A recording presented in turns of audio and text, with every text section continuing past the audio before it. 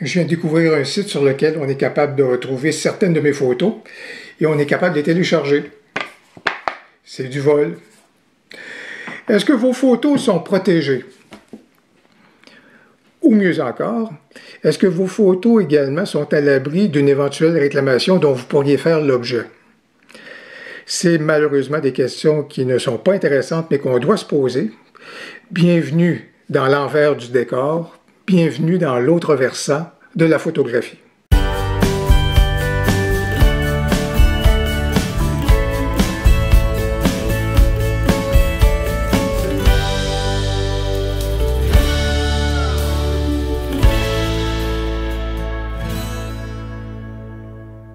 Bonjour, mon nom est Louis Lavoie, je suis l'auteur du blog fairedebellesphotos.com, un blog qui s'applique, tout comme cette chaîne-ci, à partager avec vous des trucs, des conseils, des astuces, de même que des découvertes, afin que vous puissiez progresser dans votre cheminement photo. Les questions que je soulève aujourd'hui nous concernent à peu près tous, d'autant plus qu'on a une très grande facilité à prendre des photos aujourd'hui et surtout à les diffuser dans l'espace public assez rapidement, je vous dirais. Alors c'est pourquoi on est tous concernés.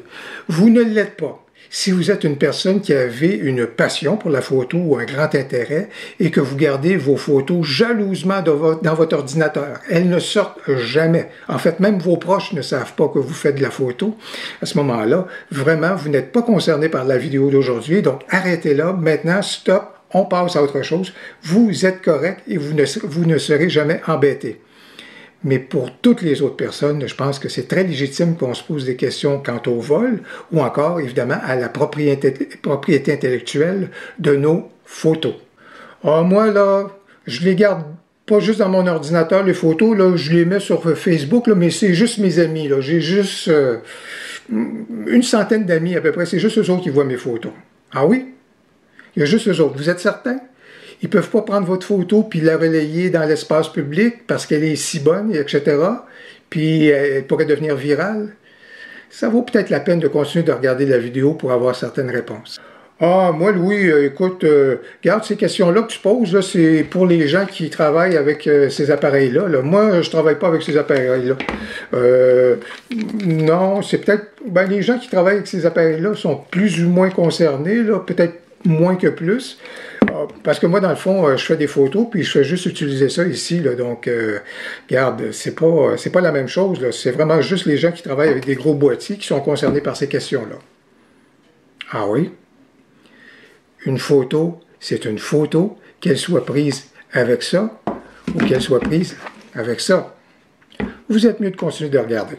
Ah, moi, Louis, je ne suis pas concerné par ces questions-là parce que moi, les photos, je ne les vends pas. Je ne les vends pas. Non. Non, ça ne me concerne pas. Ah oui? Vous êtes mieux de continuer de regarder. À toutes les questions qu'on peut soulever, est-ce que j'ai le droit de prendre une photo? Quel est le droit à l'image de la personne qui est prise en photo? Quelle est la propriété intellectuelle autour de ma photo? Le droit moral, le droit de diffusion, le droit d'utilisation? Quels sont-ils? À ce moment-là, il y a des personnes qui sont là, qui peuvent apporter des réponses. Et aujourd'hui, j'ai le goût de partager deux sources de réponses qui sont extrêmement crédibles et intéressantes. L'une pour le Québec et l'autre pour la France. Alors, je viens juste de terminer la lecture d'un excellent ouvrage d'un photographe de la région de Québec. Il s'appelle Francis Vachon.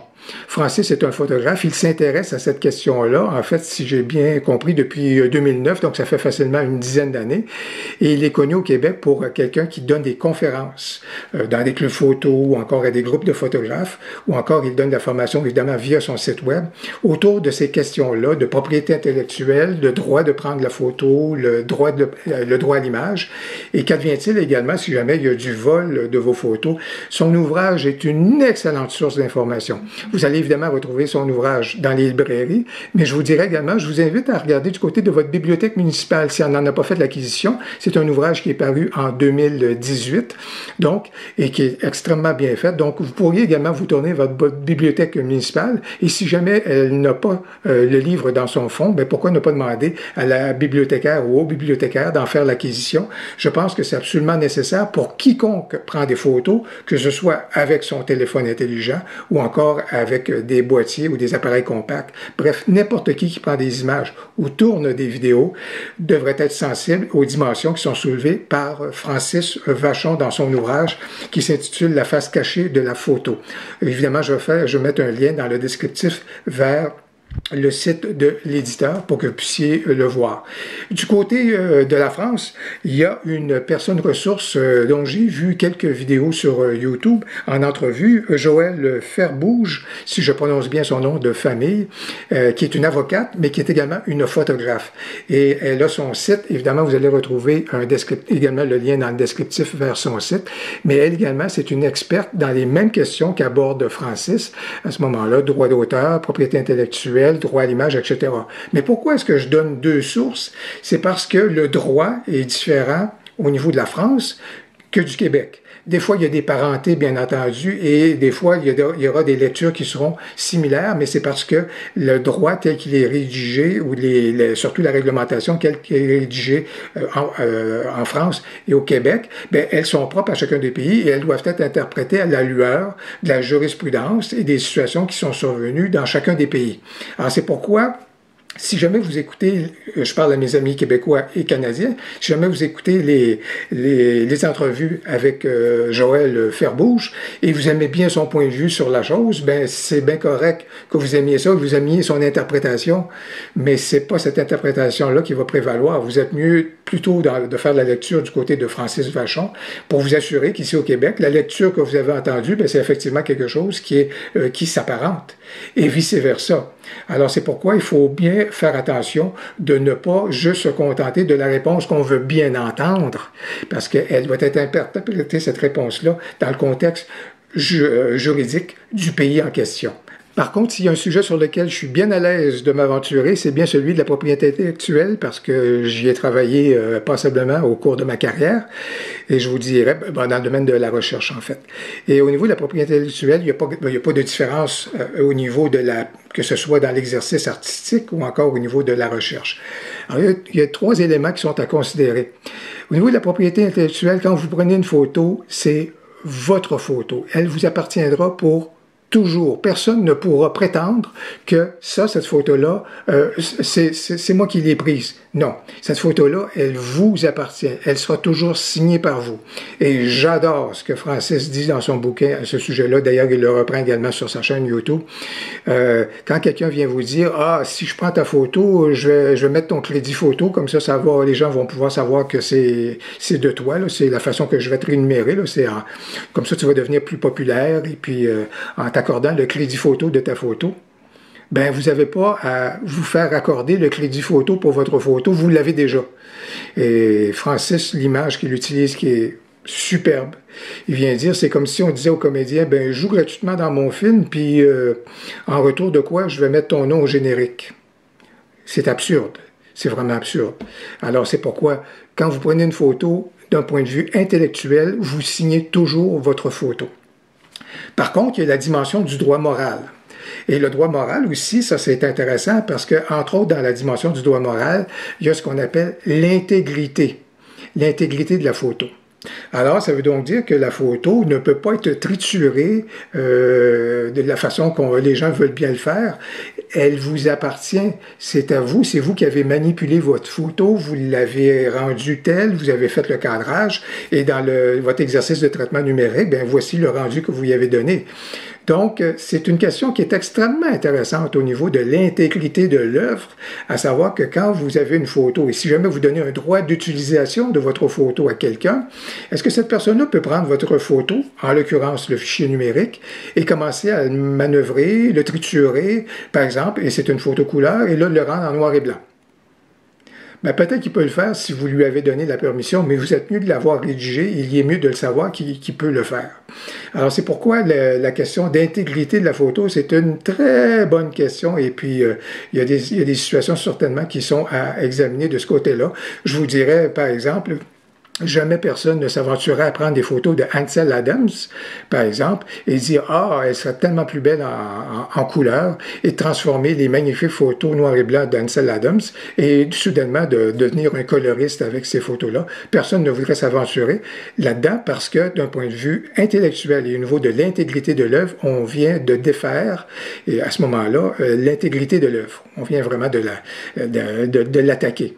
Et à l'inverse, une photo de Martin Parr, très coloriste, ben à ce moment-là, vous diriez « Ah, c'est beaucoup trop fort, les couleurs sont beaucoup trop prononcées, ce serait beaucoup mieux en noir et blanc. » Si quelqu'un s'aventure là-dedans, ben à ce moment-là, c'est certain que ça ne fonctionne pas et on vient d'attaquer l'œuvre. Alors, au niveau du droit moral et particulièrement au niveau de l'intégrité de l'œuvre, voilà donc quelque chose auquel il faut se soucier.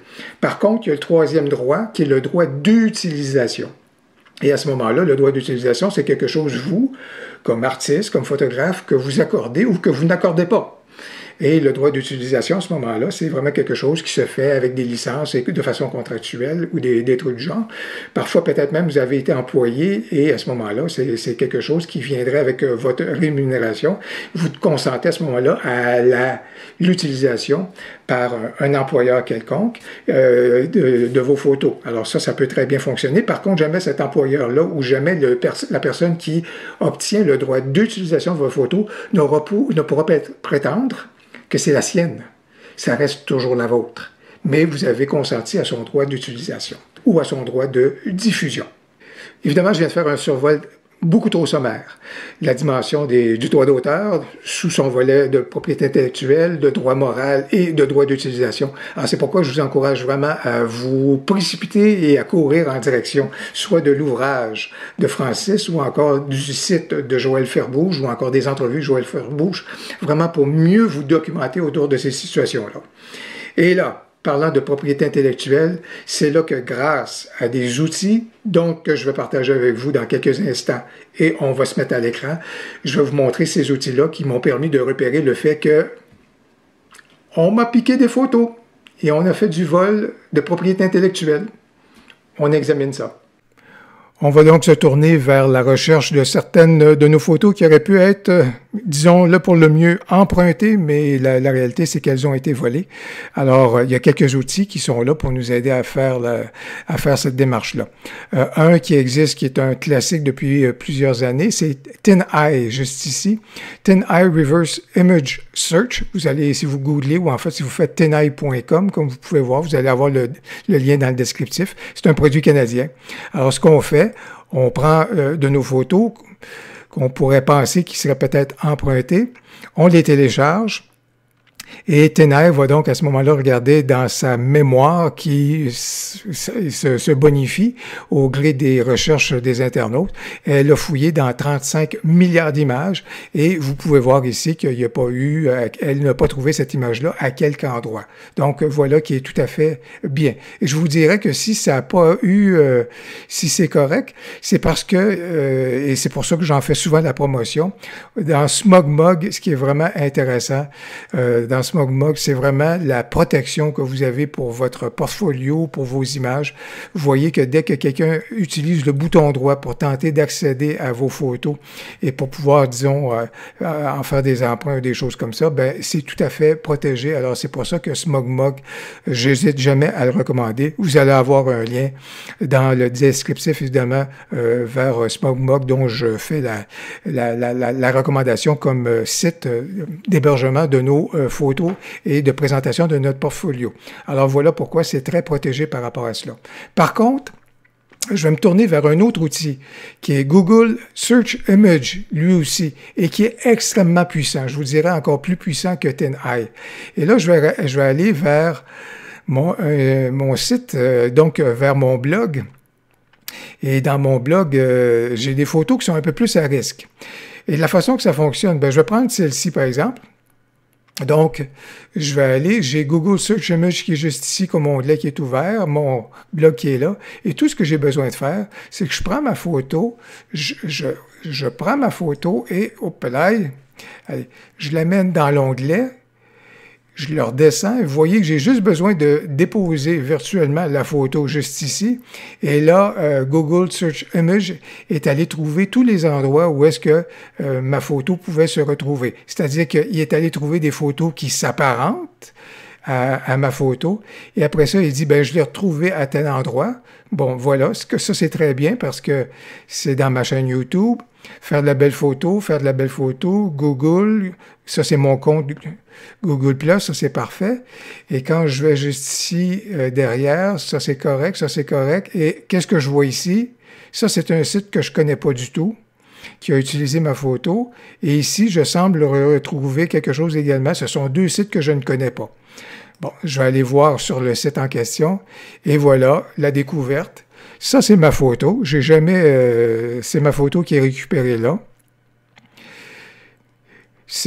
Après ça, ça, c'est ma photo qui est ici. Et non seulement mes photos sont là, mais en plus, on dit « download image », c'est-à-dire, ben, pourquoi vous les piquez pas, là? C'est carrément un site qui est une espèce d'entremetteur qui récupère de nos photos et à ce moment-là, les met gratuitement à la disposition des gens qui ont juste besoin de cliquer sur le téléchargement et de récupérer nos photos. Alors là, c'est là la découverte que j'ai faite tout à l'heure. Et si je continue de fouiller, ben, fort à parier, et surtout en utilisant Google Search Image, fort à parier que je vais retrouver plusieurs des autres photos à cet endroit-là. Je vais juste revenir juste ici dans Google Search Image, je vais en faire d'autres.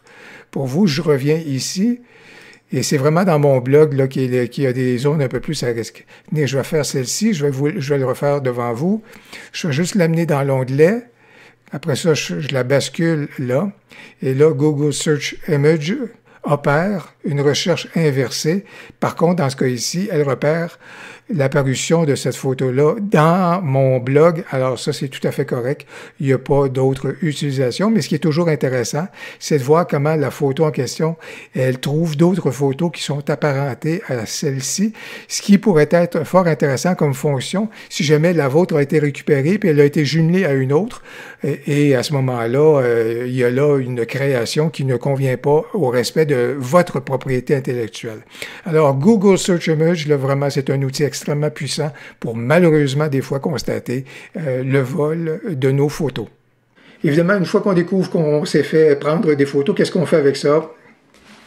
Francis nous offre des pistes extrêmement intéressantes, comment agir et surtout comment rester calme et surtout réfléchir pour la suite des choses. C'est vraiment très intéressant ce que Francis nous indique dans son livre. Alors, je vais me tourner vers cela puis je vais regarder ce que je vais faire. J'espère que la vidéo vous a plu. Ben, si c'est le cas, n'hésitez pas à cliquer sur j'aime, à vous abonner à ma chaîne YouTube. N'hésitez surtout pas à commenter, j'ai hâte de vous lire parce que c'est un sujet qui est délicat et qui est tout en nuances.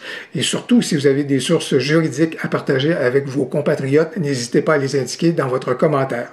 J'ai bien hâte de vous lire. Au plaisir. À la prochaine.